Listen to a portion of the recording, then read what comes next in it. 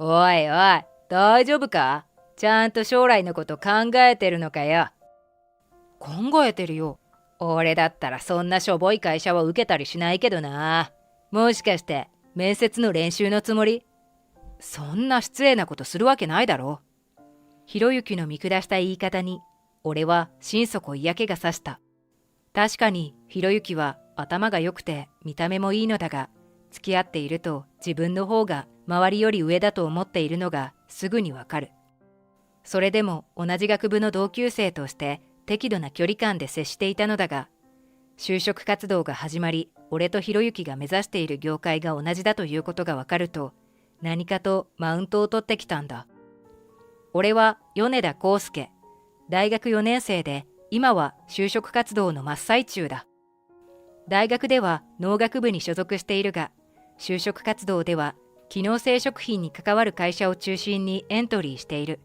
それにはある理由があったのだが、同じ学部の同級生であるひろゆきは、俺と同じく機能性食品の会社を中心に就職活動をしているようだった。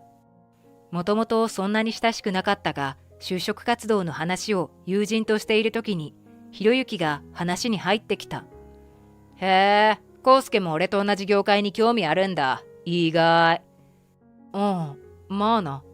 それなら、俺と一緒のところは受けない方がいいかもな。俺とお前じゃ比べられたら気の毒だし。いきなり会話に入ってきたかと思うと、そんな失礼なことをずけずけと言っているものだから、最初から苦手意識があった。それからというもの、ひろゆきは何かにつけて俺に絡んでくるようになったんだ。しかもそれは就活以外のことでも同じだった。なんだよそのスーツ、普通の量販店で買ったやつか。リクルートスーツだし、別におかしくないと思うけど。これだから素人は、試験の時からスーツも見られているんだぞ。やっぱりオーダースーツがいいに決まってるだろ。そう言ってひろゆきはスーツを見せびらかしてきた。確かに見た目がいいひろゆきにはよく似合っていたし、俺が買ったスーツより高そうなのはわかるが、大学生には身分不相応な感じもした。まあ確かに似合ってるよ。だろ、康介にはとてもじゃないけど買えないと思うけど、お前はいつだって安っぽい服着てるもんな。貧乏くさいし。服なんて着心地が良ければそれで十分だから。負け惜しみはいいって、本当は羨ましいんだろ。ひろゆきの実家はまあまあの金持ちらしい。あまりバイトをしている様子はなかったが、着ている服や持ち物はブランド物だったりして、しかもたくさん持っているようだった。俺はそういうことに無頓着だったし、特にこだわりもなかった。それが康介には貧乏だと映ったらしい。それからひろゆきにはたびたび貧乏いじりをされるようになった。別にそんな貧乏でもないんだけどな、と思いつつ適当に受け流していたんだ。そんなある日、どこの説明会に行くんだよ。ひろゆきが資料を見ながらにらめっこしていた俺のところにやってきて声をかけた。この辺を考えているんだけど、無視するわけにもいかず、そう答えると、康介は予想通り鼻で笑った。おいおい、大丈夫か？ちゃんと将来のこと考えてるのかよ。考えてるよ。俺だったらそんなしょぼい会社は受けたりしないけどな。もしかして面接の練習のつもり？そんな失礼なことするわけないだろ。ひろゆきは俺が見ていた資料の会社をしょぼい会社だと笑ったが、確かに会社の規模は大きくないし、ネームバリューもそこまでないものの、他にはない技術を持っていたり、新しい分野に挑戦していたりして、どれも魅力的だと思っていた。だが、ひろゆきは俺とは考えが違うらしい。まあ、お前くらいの力なら、この辺の会社がお似合いなのかもしれないけどな。ひろゆきはどこの説明会に行くつもりなの？ひろゆきが言いたそうにうずうずしているのを見て、俺は仕方なく聞いてやった。すると、ひろゆきは待ってましたとばかりに、机の上に持っていた資料を広げた。俺が狙ってるのはこの辺かな。その資料を見ると、誰もが知っているような大手企業ばかりだった。ひろゆきは何を基準に受ける会社を選んでるんだ？そんなの、大手企業から順番に受けるに決まってるだろ。それ以外あるのかよ。お前は受けても無駄だろうから、その辺がお似合いだと思うけど。そうかもな。やはり、ひろゆきとは考え方が合わない。会社のネームバリューが一番で、その会社がどのような企業理念を持っているのか、これからどう発展していくのかなんてことは考えていないようだった。せいぜい頑張れよ。ひろゆきは、俺のことはライバルでも何でもないといった感じだった。それからというもの、ひろゆきは、ことあるごとに、俺の就活状況を探っていて、その度に見下した発言をしてきた。気にならないと言ったら嘘になるが、ひろゆきと俺は考え方が違うから、となるべく気にしないようにしていた。そうしているうちに、就活も説明会に行ったり、書類選考の時期は過ぎて、みんな面接に行ったり、ぼちぼち内定も出始めている感じになってきた。学部でもピリピリした雰囲気はあったものの、少し息抜きしようってことになって飲み会することになったんだ。俺もちょうど次の日の予定がなかったし、久々にみんなと話したいなって思ったから参加することにした。就活ばっかりでちょっと息が詰まるよな。本当だよ。内定もらったとかもらってないとか結構気を使うしな。それもあるよな。でも競争しているわけじゃないし、会社によって内定をもらう時期もまちまちだから、あんまり気にしない方がいいかも。それもそうだな。俺たちは同志だ。学部の友人たちと実は内定がとかお祈りメールが続いて落ち込んでるよとか、就活生ならではの話を分かち合っていた時だった。ああ、どうだね諸君、調子は。なんとその場にひろゆきもやってきたんだ。誰かからこの飲み会の話を聞いたらしい。正直あまり一緒に飲む気にはなれなかったけど、同じように就活を頑張る仲間だしと思ってひろゆきの席を空けた。ひろゆきこそどうなんだよ。俺はね、結構いいところまで行ってるよ。ひろゆきは話したくてたまらないといった顔で言った。しかし、そうなんだ。じゃあ内定もらったのかという友人の言葉に顔を引きつらせたんだ。内定はまだだけどな。〇〇と三角は次が二次面接なんだぜ。〇〇と三角？有名企業じゃないか。やっぱりひろゆきはすごいな。でもコウスケなんてもう内定もらったらしいぞ。すごいよな。それを聞いたひろゆきはフリーズした。なんでこいつがと思っているのがその顔から丸分かりだった。実は俺はこの時点で第一志望ではないものの、ある会社から内定をもらっていたんだ。ひろゆきは自分より下に見ていた俺が先に内定を取ったものだから信じられなかったんだろう。他の友人たちはおめでとうとかよかったな、俺も頑張るわって反応だったが、ひろゆきだけは違った。へえ、どこの会社だよ。〇〇って会社なんだけど。〇〇？聞いたことないな。そんな会社。どこの零細企業だよ。ひろゆきは俺が内定をもらった会社の名前を聞いて笑い出した。機能性食品で最近注目されている会社なんだよ。そうなのか？聞いたことないけど。コウスケが内定を取れるくらいなんだから大した会社じゃないだろうな。おい、ひろゆき、そんな言い方はないだろ。俺の代わりに友人がひろゆきのことをたしなめてくれた。するとそれが面白くなかったのか、ひろゆきは確かに俺のことを見下すような発言を続けてきたんだ。だって本当のことだろ。しかも前にちょっと聞いたんだけどさ、コウスケって母子家庭なんだよな。そうだけど。ああ、だからそんなに貧乏くさいのか。母子家庭なんだから大学なんて進学しないですぐに働けばよかったじゃん。母子家庭って金ないんだろ。コウスケにそう言われてさすがの俺も絶句した。完全な偏見だ。わかったわ。母子家庭だから面接官もかわいそうに思って内定出してくれたんじゃねえの？絶対にそうだわ。ははははと笑って俺のことを指さしながらコウスケは言った。おいコウスケ、いい加減にしろよ。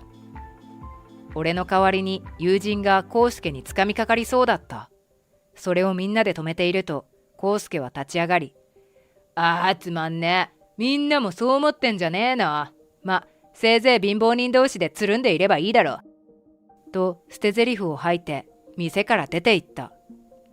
康介、気にすんなよ。多分お前の方が先に内定を取ったから悔しくて焦ってんだよ。そうかもしれないけど。でもさっきのはいくらなんでもひどすぎると思うわ。友人たちは俺のために怒ってくれた。俺は実は母子家庭で育っている。父親のことは覚えていない。ただ俺が小さい時に離婚したとだけ聞いていた。母親は祖父母の手も借りながら俺のことを一生懸命育ててくれた。金銭的な不自由を感じたことはなかったし、仕事が忙しく祖父母のところへ預けられることも多かったけど、その分休みの日にはいない父親の分まで思いっきり遊んでくれた記憶がある。俺が堅実な生活を送っているのも母親の影響が大きい。ケチというわけではなかったが、あるものを大切にして長く使うということが俺の中にも染み込んでいたんだ。ひろゆき曰く、それが貧乏臭いというのかもしれないけど、俺もひろゆきに対して怒りの感情はあったけど、その後もそれぞれ就職活動で忙しくなり、あまり顔を合わせることがなかった。そして俺は無事に第一志望の会社に内定をもらい、就職活動を終えることができた。康介、よく頑張ってはね。お祝いに食事でもしましょうよ。久々に下宿先から実家に帰り、内定をもらったことを母親に報告したところ、食事に誘われた。いいよ、どこにしようかな。最近お母さんがお友達とよく行っているところがあるんだけど、康介は連れて行ったことがないからそこでもいい？なんだよ、結局母さんが決めるのかよ。相変わらずテキパキと何でも自分で決めてしまう母に苦笑いしながらも任せることにした。母は舌が肥えていて料理にはうるさいんだ。そうして連れてこられたのは見るからに高級そうな料亭だった。こんなところ。あら、康介も就職して社会人の仲間入りをするんだから、一流の味を知っておいた方がいいわよ。完全に普段着で来てしまったことを後悔しながら、俺は母と案内された個室に入った。何食べる？母さんに任せるよ。ちょっとトイレ。俺は個室の外に出てトイレの案内を探しながらうろうろしていた。するとその時、おい、なんで康介がこんなところにいるんだよ。後ろを振り返ると、そこにいたのはなんとひろゆきだった。え？ひろゆきこそなんで？俺はまさかこんなところで会うなんてと驚いていた。ひろゆきもそれは同じようだったが、俺の格好を見て鼻で笑いながら言った。俺はおじさんに連れてきてもらってさ、俺のおじさん会社の偉い人でさ、内定もらったお祝いで連れてきてくれたんだよ。そうなんだ。それでなんでお前みたいなのがここにいるんだよ。入る店でも間違えたのか？出口はあっちだぞ。ひろゆきは俺がこんな高級料亭にいるのが信じられないといった顔で出口の方を指さしていた。実は俺も母さんが内定のお祝いにって連れてきてくれて。それを聞いたひろゆきは、はははは、嘘つくならもっとマシな嘘つけよ。貧乏な母子家庭の親子がこんなところに来られるわけないだろ。と大爆笑していた。いや、本当に母さんが。俺がそれを否定しようとすると、急に真顔になったひろゆきは、俺は一流企業に内定した。お前みたいな貧乏人は帰れ。と俺に近づいていったんだ。一流企業って？三角だよ。もちろんお前だって知ってる会社だよな。ひろゆきが内定をもらった会社が三角だと聞いて、俺は心底驚いた。三角って？俺がそう言いかけたところ、康介？お友達？といつの間にか母が個室から出てきていた。ああ、同じ学部の。母の表情を見て、俺はまずいと思った。丁寧な口調で微笑んでいるように見えるが、どう見ても目が笑っていない。母は俺の言うことを遮るようにして、息子がいつもお世話になっています。と挨拶をした。ひろゆきは母に対しても尊大な態度を変えることなく、康介のお母さん、もしかしてお店を勘違いして入ってしまったんじゃないですか？もしそうだったら僕の方からお店の人に伝えてあげますよ。は？だって母子家庭なんですよね。ここの料亭には不釣り合いっていうか、お金の心配した方がいいと思いますよ。と失礼な発言を連発した。それを聞いた母は微笑みを崩さないまま、お気遣いありがとう。それよりさっき三角に内定をもらったと聞こえてしまったのだけれど。とひろゆきに聞いた。そうなんですよ。当然のことというか、なんというか。それはおめでとうございます。でも残念な。え？あなた今、不採用になったわ。ひろゆきはそれを聞いてフリーズ。自分が何を言われたのか理解できていないようだった。そこへ、ひろゆき、何を話し込んでいるんだ？と、ひろゆきのおじさんらしき人が近づいてきた。そして母の顔を見て、これは三角の米田専務じゃないですか？と驚いた。それを聞いてさらに驚いたのがひろゆきだ。おじさん、今なんて？だからこの方はお前が内定をもらった三角の専務さんだよ。ほら、挨拶をしなさい。